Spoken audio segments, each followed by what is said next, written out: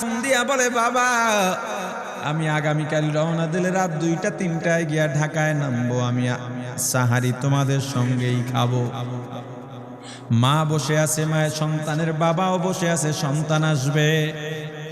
রাত্র 2টা-3টা হয়ে গেছে, সাহারির সময় হয়ে গেছে, সন্তানের খবর নাই। শেষ টাইমে মা বাবা সাহারি খেয়ে ফজরের নামাজ পড়ে দরজার মধ্যে অপেক্ষা করতেছে, সন্তানের খবর নাই। 8টা, 9টা, 10টা বেজে গেছে, মায়ের মনটা আর ভালো লাগে না। স্বামীকে ডেকে বলে, স্বামীরে আমার সন্তান কই, আমার মনটা ভালো লাগে না, একটা ফোন লাগাও। স্বামী ডাক দিয়া বলে, চিন্তা করো না, ঈদের সময় যানজট থাকতে পারে, চলে আসবে। কিছুক্ষণ পর বাবার মনটাও ভালো লাগে না, বাইরে নেমে পায়চারি করতেছে। হঠাৎ করে একটা ফোন চলে আসছে। সন্তানের ফোন দেখে বাবার সে কি আনন্দ। ফোন রিসিভ করে যখনই সালাম দিল, অপর প্রান্ত থেকে সালামের উত্তরে সন্তানের কণ্ঠ পাওয়া যায় না।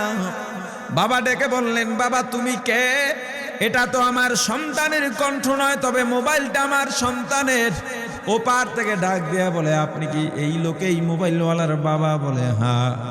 আপনি এখনো বাড়িতে কি করেন? আপনার যেই সন্তান ঢাকা থেকে গাড়ি নিয়া 2500-এর দিকে রওনা দিয়েছিল, ওই গাড়িটা 2500 পৌঁছতে পারে নাই। পথিমধ্যে সংঘর্ষে রাস্তার মধ্যেই অনেকগুলো মানুষ মারা গেছে, অনেক যুবকও তার মধ্যে আছে। রাস্তার পাশে সাদা কাপড় দিয়া ঢাকা।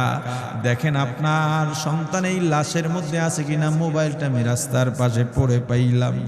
বাবা পাগলের মতো একটা দৌড় দিছে। মা মনে করছে সন্তান বুঝি কাছাকাছি চলে আসছে। অন্যান্য সন্তানদের ডাক দেয়া বলে, তোরা কে, কোথায়, এদিকে আয়, তোদের ভাই বুঝি কাছাকাছি আসছে। আমার কলিজার টুকরা সন্তান, তোর বাবা যে আগায় আনতে গেছে, তাড়াতাড়ি নতুন চাদর বিছা, বালিশের কভার গুলো খুলে নতুন কভার লাগা, পানি গরম বসা, আমার সন্তান এসে গোসল করবে। আহারে সবাই ফুলের মেলা, ফুলের তোড়া নিয়ে অপেক্ষা করতেছে। 4টা বছর কলিজার টুকরা বাড়িতে নাই, বিদেশ থেকে আসবে। বাবা স্পটে গিয়া দেখেন অনেকগুলো লাশ সাদা কাপড় দিয়া ঢাকা। একটা একটা মাথার উপর থেকে কাপড় উঠান আর কৌতূহল বাড়তেছে, কাপড় উঠান আর কৌতূহল বাড়ে। হঠাৎ তাকায় দেখে কলিজার টুকরা সন্তান লাশের মিছিলে শামিল হয়ে গেছে।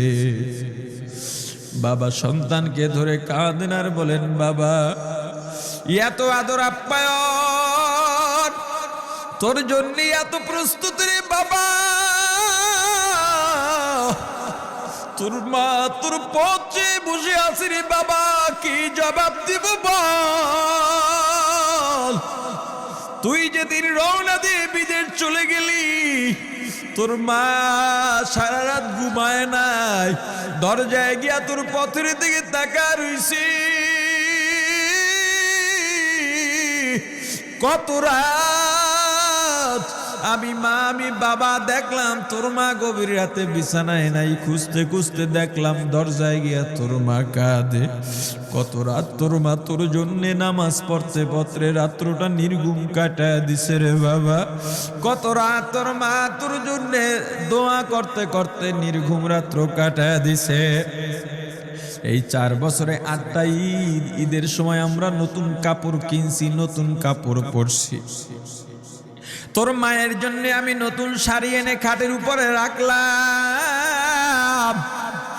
ঈদের নামাজ পড়ে এসে দেখি কাপড়টা খাটের উপরেই আছে। তোর মা প্রথম ঘরেও নাই, মাঝের ঘরেও নাই, পেছনের ঘরেও নাই। খুঁজতে খুঁজতে গিয়া দেখি তোর মা কিচেন রুমে আছে। ওই নাস্তা নাড়াইতেছে, দুধ নাড়তেছে, দুধ উথলাইয়া পুইরা যাইতেছে, খবর নাই। আমি তাকায় দেখলাম তোর মায়ের 2 চক্ষু দিয়া টপ টপ করে পানি পড়তেছে। ডাক দিয়া বললাম, ওরে বিবি, ঈদের দিনে তুমি কেন কাঁদো? তোমার জন্য শাড়ি আনলাম, সেটাও কেন পরলা না? তোর মা জবাব দিয়া বলছে, রে স্বামী গো, আপনারা যখন নামাজের জন্য রওনা দিয়া গেলেন, আমার অমুক সন্তান আপনার সঙ্গে যায় নামাজ দিয়া নতুন পোশাক পরে নামাজে রওনা দিয়েছে, কত সুন্দর লাগছে দেখতে। হঠাৎ করে তাকায় দেখলাম আমার কলিজের একটা মানিক আপনাদের সাথে নাই। আমার মনটার ভালো লাগে না, আমি ফোন দিলাম আমার মানিকের কাছে। ফোন রিসিভ করে বলে, মা নাস্তা বানাইছি, খাইছি, এখনো ছুটিতে আছি, আনন্দ করতেছি, ঘোরাফেরা করতেছি, কিন্তু আমি মায়ের মত। আমি বললাম, বাবা তুই আমাকে পেটে ধরিস নাই, আমি তোকে পেটে ধরছি। আমাকে খুশি রাখার জন্য কত কথাই না বললি, ঈদের টাকা পাঠাইলি, তোর টাকা দিয়া তোর বাবা জামা কিনছে, তোর ভাইরা জামা কাপড় কিনছে, তোর টাকা দিয়ে পরিশ্রমের টাকা দিয়ে আমার শাড়ি কিনছে, গহনা কিনছে, কিন্তু তোর পাশে আমি হাতুড়ের বাড়ির শব্দ কেন পাই? আমার সন্তান বলতে চায় না, পরে বলে, মাগো কাজ করতে আসছি, টাকা নিয়ে কাজ করি, ঈদের দিনেও আমাদের ছুটি দেয় না। ওরে স্বামী বলে, ঈদের দিনেও যেই সন্তান কাজ করে, এই শ্রমের টাকার শাড়ি আমি মা কেমনে পরব রে? ওরে বাবা, আজকে তুই আসবি, খবর শুনে তোর মা এক সপ্তাহ আগের থেকে ঘুমায় না, তোর জন্য কত রঙের পিঠা বানাইছি, তোর জন্য কত আয়োজন, আমি তোর মাকে কি বলবো বাবা বল। বাবা সন্তানের লাশ অ্যাম্বুলেন্সে উঠে বাড়ির দিকে রওনা দিছে। আহারে বাড়ির কাছাকাছি আসছে, এদিকে মা দরজায় গিয়ে অপেক্ষা করতেছে, গাছের আড়াল দিয়া পথের দিকে তাকায় আছেন।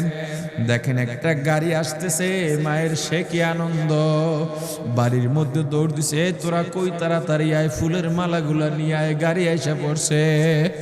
বাড়ির দরজা দিয়ে যখন অ্যাম্বুলেন্সের হরেন দিয়া ঢুকতেছে, হুইসেল দিয়া ঢুকতেছে, মা একটা চিৎকার দিছে, ওরে এই মরণ গাড়ি আবার বাড়ি কেন, কার কপাল পুরুষে?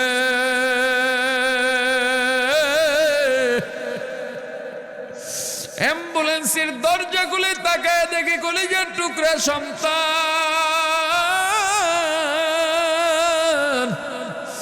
এমন ঘুমাইছে, আর জীবনেও উঠবে না। মা কাঁদেন আর বলেন, ওরে বাবা এটা তোর বিছানা নয়, নতুন চাদর বিছাইছি। বোন কান্দে আর বলে, ভাই আরে তোর জন্য ফুলের মালা পরাইছি, ফুলের মালা বানাইছি, একটু মালা পরাবো। মা ডেকে বলেন, রে সন্তান, 4টা বছর আমি তোর মা ডাক শোনার জন্য অপেক্ষা করছি, তোর জন্য গরম পানি করছিলাম, গোসল করবি, সেই গরম পানি যে তোর জীবনের শেষ গোসল হবে বুঝি নাই। ওরে পর্দালের মাগো, আর কোন ভাষায় বুঝাইলে বুঝবারে মা, দুনিয়ার জীবনটা ক্ষণস্থায়ী, এই দুনিয়ায় নাফরমানি করা যাবে না, এই দুনিয়ায় নাফরমানি করা যাবে না।